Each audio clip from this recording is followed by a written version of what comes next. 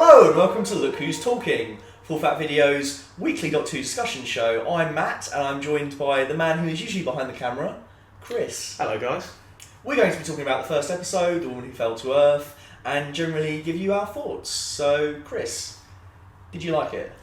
Yes I did. I thought that was probably the best opener since The Impossible Astronaut for a series, like absolutely definitely.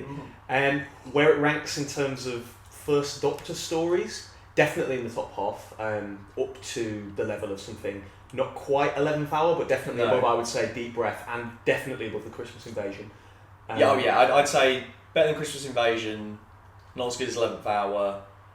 It had shades of the 11th Hour and the Christmas Invasion, because obviously Jodie Whittaker was about the Sonic and the TARDIS a la 11th Hour, and then I'm glad they didn't have her asleep for the duration of the episode. When she fell asleep, I was like, oh god, no, please don't do this. What's really funny actually is what the episode weirdly reminded me the most of was Rose. I'll tell you why. It was very odd to me. Are you going to tell me why? For sake! I actually genuinely did remind me of Rose. Of course you're going to tell me why. We're discussing it. Okay, we'll cut it. We'll bleep this out in the edit. I watched Doctor Who, and I'm going to tell you why. I don't normally. I like how small scale the whole thing felt. I like that it boiled down to one life that I had to save. It wasn't anything grand, anything big, and it was all location shoots, wasn't it?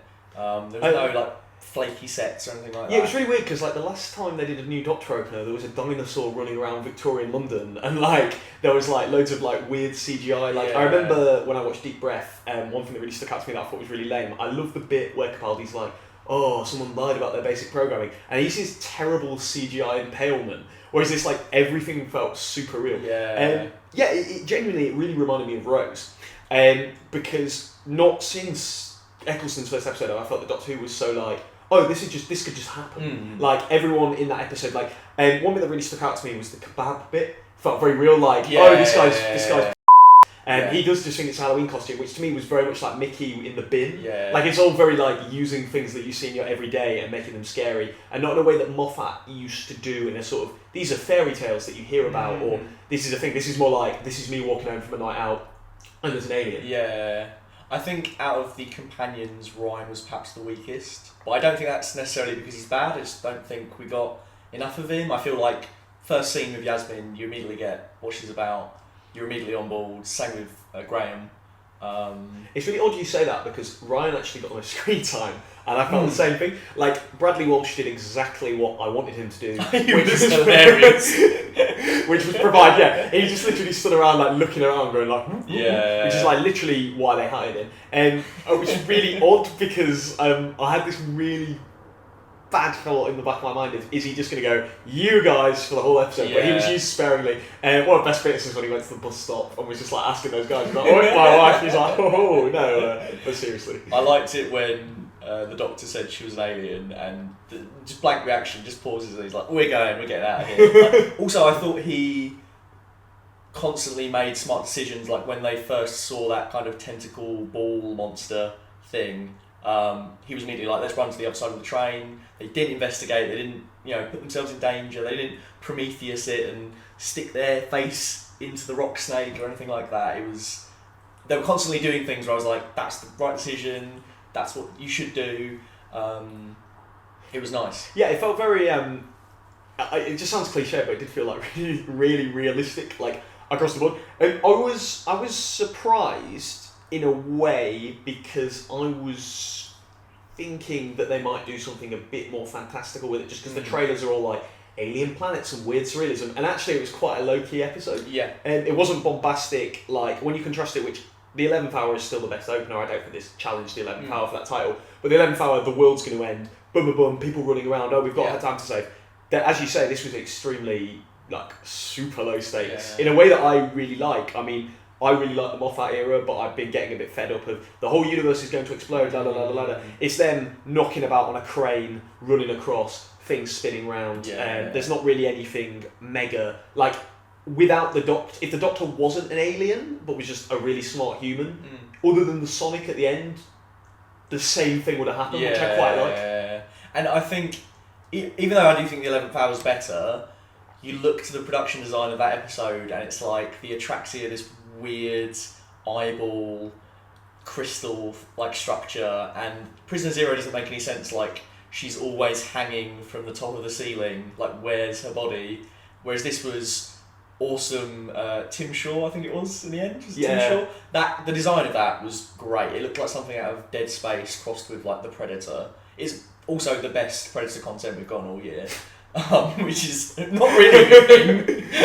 Before we start talking about Predator for the next hour, what I thought was really cool as well was that I thought it was quite like it's not a major twist, but it was quite cool that like they initially thought it was two aliens going for each other. I was like, oh no, this is going to be really messy, and then it's like, oh no, he's just cheated and sent out a homing beacon. As with every Doctor Who first episode ever, I think the villain isn't going to be an all-time great villain. No. I'm not going to be like, wow, I'd rank that in my top 10. Yeah. But I said this to you earlier, like, it makes a cool toy, which I think is kind of a cool thing for Doctor Who. Like, it did feel like it was hitting bases. I enjoyed it as a fan. I didn't feel like, oh, they forgot the lore. It still felt very Doctor Who. Yeah. At the same time, like, people can watch it having, like, as they said, and I thought it was going to be a cliche, they said this with the pilot last season, they were wrong, but this really did feel like, I can just watch this is a new show. Like, Doctor Who could have been off air for 10 years, and this is the reboot. That's how it felt to me, like, I don't need any prior knowledge of anything. The writing, obviously Chibnall is famous for writing okay Doctor Who episodes. I'm quite. When I heard he was going to be announced, I mean, I remember I rang you drunk to tell you when the show was over. I was actually. You didn't sound pleased. No, I did ring you and say the show was going to be cancelled. I'll eat my words. As it's got built up to the hype, everything that Chibnall's been saying in interviews, I've been like, yes. He's clearly a really good fan, and he wrote Broadchurch, which is awesome. You should check that out if you've not watched Broadchurch. And pretty much everything that he said he was going to do tonight, he did. There was cringe was at a minimum.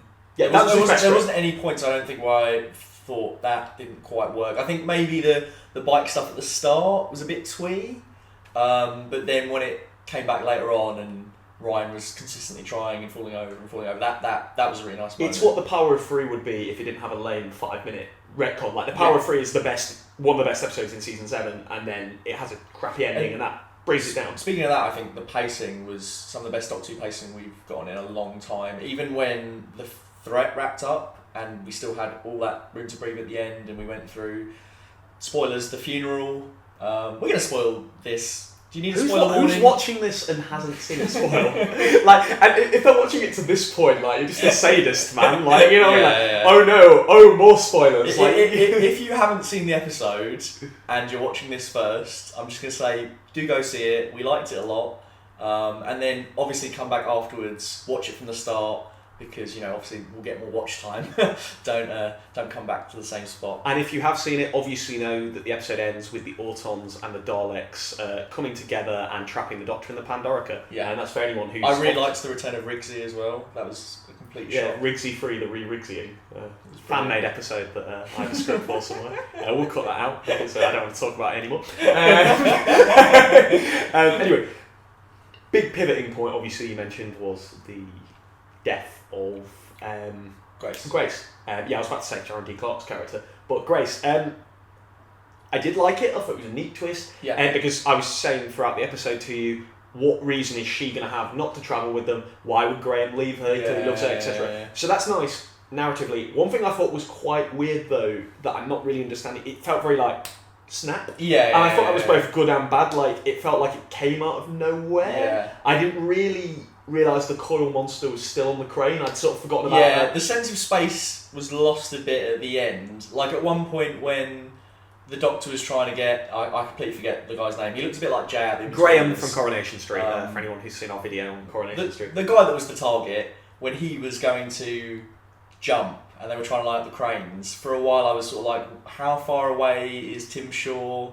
Because he was climbing quite a while ago. He's supposedly quite quick. Like, where is he in space? And as well, the ball monster, I was like, where's that? What's it doing? That actually reminds me, I thought it was really weird that he pushed Tim Shaw off the crane. Right. The Doctor's reaction was very very odd, because it felt like it was going to go all beast below, and she was going to go, don't do that, don't you ever do that, because she almost started that speech a bit like Harriet Jones in the Christmas Invasion, and then she didn't get that moment, which is the only thing I'm a bit unsure of with Jodie Whittaker is, when are we going to get the victory of the Daleks, the Waters of Mars. Obviously, first episode, who knows what's I don't know if happen. we're going to get that though, and I quite liked that it was a small little moment. There were so many points where I feel like if it had been in the previous series, it would have been a big grand speech, or there would have been something a bit far-fetched happening, or something a bit cringy, dare I say. Whereas in this, it was all neat little character moments. As I said before, small-scale threats. I really liked that it was just one person they had to save, and they didn't save him through some kind of sci-fi BS. It was literally like, we need to get up to the top of that crane, we need to align it, we need to get everyone away. That was a really nice moment as well when Grace and Graham evacuated everyone. High-res jacket. He's a High-res resourceful Bradley guy. Walsh. I mean, he's a resourceful guy. Like, he did the bus driver thing. Like, you get a smash cut of him having just solved the whole thing. Like, you get why he's part of the team. I want to know where Bradley Walsh is at all times, so having him in a high-vis jacket just makes it easier for everyone. I really want a scene where he's like running and like he says the chase is on. I feel like that'd be really good cross-branding. I'd be really down for that actually. If we could have that, please. It's not gonna happen, is it? God. Our cameraman's laughing. Apparently, I'm funny. On that get me note, on more videos. Our cameraman Charlie has been out of Doctor Who for a good long while and was watching with us and seemed to quite enjoy it, which I think was really key because we're complete Doctor Who fanboys, so we were probably always going to like it on some level, or at least be invested from the get-go. And I think the fact that we were watching it with someone who doesn't like it, I'm talking about you, like, you're not allowed to speak. One thing that did disappoint me was they made no reference to really obscure Big Finish audio dramas. And as a fan, I felt I was... just to anyone watching this, like, no. Like, I'm really sorry, like, no one cares about Big Finish. It could be interesting. Oh my god, we're going to get so many comments now. Oh my god. But, like, seriously, they're not going to reference a Paul McGann 1993 audio drama that you really liked. It's a show for kids. It's a family show. Oh my god, we're going to get so much hate and vitriol now. But I just have to say... I wish they'd reference Big Finish, okay? I'm on your side. I've watched every classic Who. We don't need a reference to Mordred Undead in the middle of the episode. We don't need the Candyman to make a guest appearance. Like, none of this needs to happen. It's a show, it grows, it changes, and it's changing again, and that's awesome. It did feel like an adult version of Sarah Jane Adventures in a really weird way, in that they're all like a gang, and that the villain's like a kind of cool modern thing that's attacking an estate. And next week they go into space, don't they? Yeah, they go to an alien planet. Looks really cool, and I feel like they're doing a lot with big sets or big locations. Really, nothing looked hokey, did it? For that next time, no. The worst thing about the next time was that weird selection of guest stars. They kept there was lining no up. one to get hyped. Because I was just like, who's the person? Everyone already knew Lee Mack was going to be on it as well. So that's like a non-announcement. I thought it was going to be like, Lee Mack, and then you were going to get this massive name. Although thank God it wasn't Benedict Cumberbatch. Right? I would have this. There's that guy from Strictly Come Dancing. Our house has a balcony, and I've probably walked off it. So that would have been terrible. There's Sunita from Corrie. It's just like it didn't feel like a big thing. I'd have rather have seen more footage.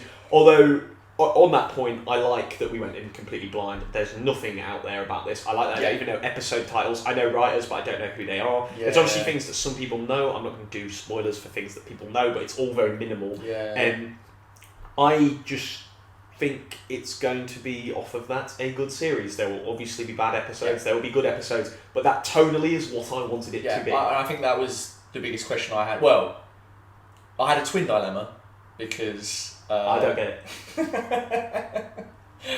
Twin Dilemma is a Colin Baker story, which I was referencing as I was speaking. It was a bit of a joke, which you can choose to laugh at or Kinder fell flat. Were you earth shocked at that bad pun? I've referenced a lot of Peter Davidson episodes. Peter Davidson's like one of my favourite Doctors. He ranks quite low for me, so I don't know why I keep referencing Peter Davidson. The questions I had were, what was the tone going to be like, which I think they nailed, and what was Jodie Whittaker going to be like, of course. What did you think she was like? I was worried that she'd just do a Matt Smith impression or a David Tennant impression. It doesn't feel like that at the moment. It doesn't feel... Obviously, I don't know that Doctor. I feel like even though something like 11th Hour gets it out the gate, you don't know what that Doctor's like until about 2 or 3 episodes in. She's still cooking. Yeah, the costume, I actually prefer her in Capaldi's costume. Yeah, she looked really good in Capaldi's costume, and usually... The tattered previous Doctor outfit in the Regeneration story looks terrible. Oh, David Tennant and Christopher Eccleston's is looks terrible, awful. Yeah, it's and just terrible. Smith looks terrible in the Tennant outfit, but Jodie Whittaker looked great, which is A shame. I almost was sad when she changed the Yeah, I was a bit like, oh, it looks really cool. Yeah. I hope that they keep the costume consistent though. As much as I did kind of warm to the hoodie in season 9, I want a consistent costume. I kind of hated the New Who trend of like constantly changing the costume. I don't want it to come out in a Victorian overcoat and stuff. I'd like her to swap the palette a bit more. I'm not sure if the grey coat's working for me just yet. Did you like the Sonic? Yes. A lot. I'm a bit disappointed I didn't get to see the TARDIS though. Yeah, that was a real tease. And speaking of things we didn't get to see, hearing the theme tune in the end credits was something, because I thought it sounded like it was made on a MIDI keyboard. When she dropped in through the train at the start and they played a little bit of the theme, I thought that sounded really cool, and I got immediately hyped. And then, as you say, when we heard it at the end, it was really weedy. When I was watching all the trailers, I always felt like the clips of Jodie. Oh, thank you. The clips of Jodie made her come across quite zany, and it was a bit awkward. Whereas when it was in motion and uninterrupted, and we got to see her throughout the whole episode, I think it came across so much better, and it didn't feel as weird. Like in some of the trailer moments when she's like, pulling the sheet over and being like, "Let's get started," smart boy, and all this kind of stuff. It felt a bit too dialed up to 11. Because I think she felt way more on point in the episode. It was very odd. I mean, that's the thing with trailers, isn't it? Like, you underscore it with some like bombastic music like Macklemore, it's all going to sound a bit cheesy. Yeah. Whereas this felt very, I remember the Series 9 trailer where it was like, I'm the Doctor and I save people, and you thought it was going to be this almighty epic thing, and it's just a throwaway line, like, it's just, that's watching a TV show. You don't know what it's going to be like till it airs. I think it's been constantly reductive to be like, well, the show's dead, or on the other end, it's going to be the best episode ever. We've all just seen the episode. She was great. She did as much as she could within 50 minutes. Yeah. And that episode had more to juggle, I think, than any premiere, even more so than Matt Smith, because they have to introduce 3 companions. Yeah. 3 companions. And that was it brilliantly. Yeah, it was a masterstroke having them all be kind of related to each other, because Yes. it makes sense. It's not 3 disparate people coming together. I thought the most interesting dynamic to be set up is Ryan doesn't like Graham, but obviously now Graham's his only family. That's going to be awesome. You get as well, like, Graham probably doesn't actually want to go on the wild adventures, but he's probably like, well, I better bond with this guy now, which I think's awesome. They haven't actually agreed to travel with the Doctor, have they? Like, they got zapped, and then it ends kind of on a cliffhanger.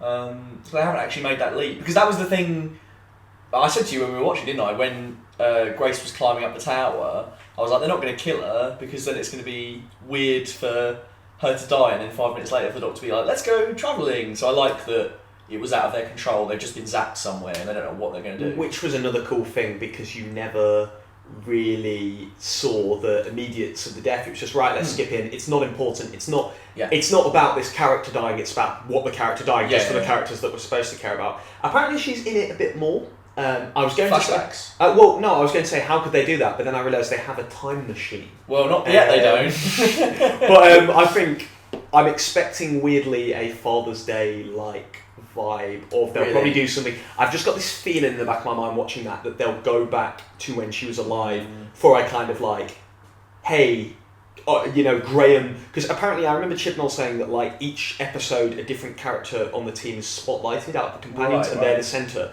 So this episode was Ryan. I've just got this feeling they'll do a Graham episode that's, or another Ryan episode that's like, right, let's go and see Grandma, or let's go and see Ryan's mum, or, and I hope they pay this off, let's go and see Ryan's dad, who they obviously set up isn't there, isn't going to be there. And there's some really interesting threads that they could explore. I want to see more of Yaz. She's the most tertiary of them to me, not in terms of development, but in terms of the gang. But I think she came across so well with what little she had, and I really liked the moment when Yasmin and Ryan were chatting, and she's gone on this police training, she's done something with her life, and he clearly isn't happy with what he's doing, and they have that kind of brief, sort of moment of they haven't obviously spoken since school, and that was really nice. And the other moment I really liked was when all 4 of them were together at the end, and they'd all lost something, and they all felt kind of like losers in a bit of a Guardians of the Galaxy kind of way. In short, I really enjoyed it. Yeah, I did. I thought it was excellent. I think it's a perfect jumping on point as well. I would recommend that episode to people to start the One Who. So the important question that I think everyone's asking is it skimmed, semi-skimmed, or full fat? I'm going to go with semi-skimmed. I think it would be jumping the gun to give it full fat. but it was very good. I would say 4 pints out of possible 5 pints of milk. Well, you just destroyed the ranking system. Okay. No. Okay. It was for me. It was closer towards blue top than it was towards green top milk. Okay, but is that this is such a confusing ranking system? Are you semi-skimmed or full fat? You can't be both, Chris.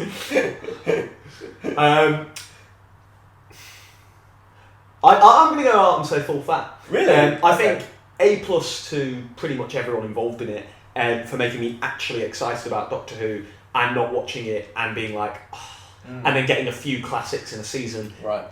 If this is literally the baseline average for the entire season, we will already be in the top half for every season. As we know with Doctor Who, there will be an absolute standout episode at some point. There will probably be a weak point, but if this is the baseline average that we're going into, we're in for a great season, which to me is amazing. Like, that's an exciting time to be a Doctor Who fan. What are you most excited for next week? Probably, I want to see the new TARDIS. Yeah. I want to see the opening title crawl. They're both kind of lame things, but I think that's when I'll feel like it's completely Doctor Who. Yeah. And also, I've seen them work together in a domestic setting. How do they work together and use their initiative in an alien setting? How much are they going to be reliant on the sonic? A thing that I really liked tonight was they're not very. How are we going to take this out of the suburbs, but kind of keep that kind of grounded tone that we had tonight is what I'm most excited for. Yeah. What about you? I completely agree. I really want to see the TARDIS. You're right, it doesn't feel...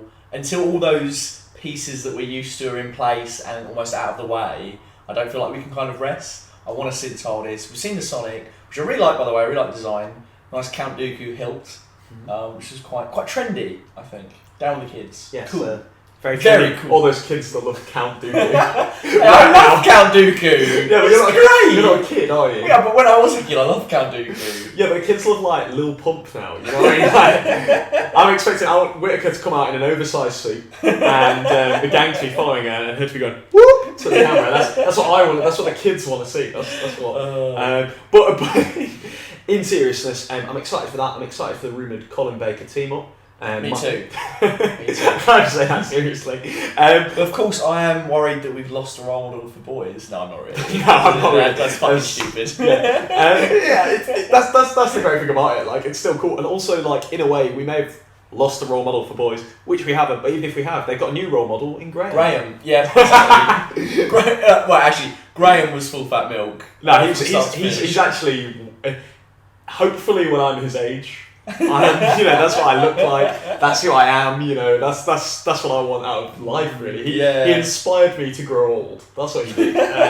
He really did. I don't think there's going to be a decent way for us to sign off. We're just going to keep talking about milk. So we should probably just say that we'll be back here next week. And if you're new to the channel, there will be video essays in between time, like we usually do. And then hopefully every Sunday, we'll have a look who's talking to discuss the episode. Yeah, and as always, if you've liked this video and you've not clicked the little subscribe button in the corner, maybe do that, and that'd be awesome. And if you're not following us on Twitter, Instagram, Facebook, or you want to donate some money to our Patreon, that would be awesome. If you just want to give us your card details, we can sort that. That'd be the long number. That'd be a lot easier actually. Expiry date, the 3 digits on the back. And if there's anyone under the age of 12 watching this who really wants to do something that would really help the Doctor in her adventures, if you go upstairs to your parents' room, go into their wallet, get out that card, and send us the numbers that are on it, the expiry date, and the little free... You don't need all the numbers, you just need the free numbers on the back right at the end of the card. Well, you need the long number on the front. Yeah, because Gallifrey needs saving, and then that'd be really useful. Yeah, and we'll wire transfer it to the Doctor. So, you can trust us. Yeah, and you can trust us because we're fully aware that it's a Sonic card, which your parents don't tell you because you're not old enough to understand what it is, but it is a Sonic card. Yeah. And on that note, I'm going to be indicted and probably sent to court, so it's a good... It's fine, we'll cut that last bit. Kids are idiots, they won't. Yeah, it's okay. Also, my criminal record's extensive anyway, so, it's fine. And I suppose that concludes Look Who's Talking. We'll see you next week. I'm hoping the doors are sliding over us now so we can stop talking.